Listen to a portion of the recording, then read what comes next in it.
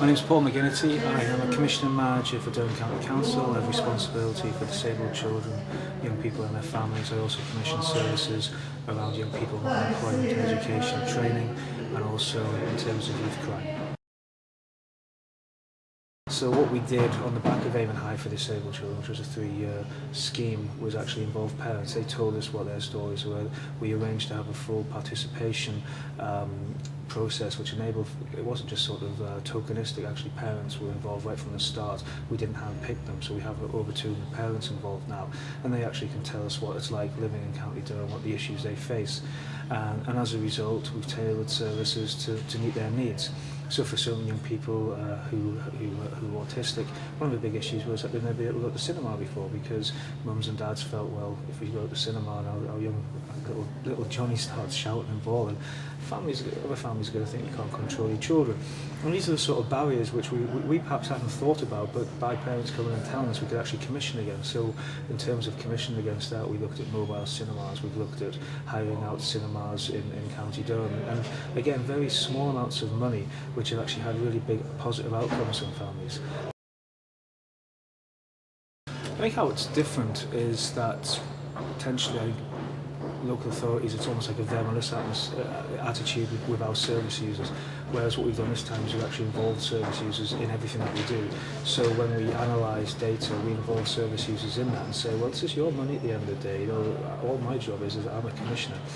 Let's look at it. Is this value for money? Does this work for you? Do we recommission this or do we decommission this? And that's really putting parents right in the centre of commissioning, which, again, I don't think hasn't just happened here. I don't think it's happened that much nationally either, that you have a group of parents who are sitting there helping us to spend £400,000. I mean, that's sort of unprecedented.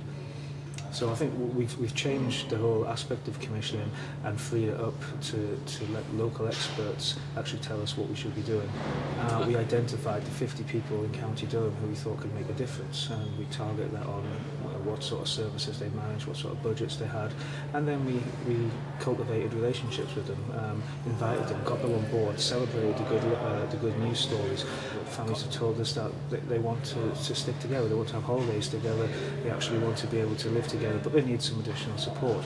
And by targeting 50 families who were potentially at risk of needing that, or maybe needing out of county placements, we've been able to prevent young people from having to access that service. I mean, the impact is that we used to have only around 400 young people, children and people would access services in terms of short breaks. Now, this year, we've had 1,800. Next year, by building and commissioning leisure services to be able to provide training and equipment for smaller sports groups, we'll see that rise again. So what we've done is, whereas it was very much for the few, it's now for the many. And what we're doing is we're targeting people at the right level that they need. So for example, rather than having a very rigid eligibility criteria, what we do now is have a menu of services so that families can choose what they want to access. If they want to go to a fun day here, great. If they want to go camping there, fine. And that leaves some of the really high cost programs that we commission to be available for those children and people and families who have the most complex needs. So really we've changed, we turned it on its head really.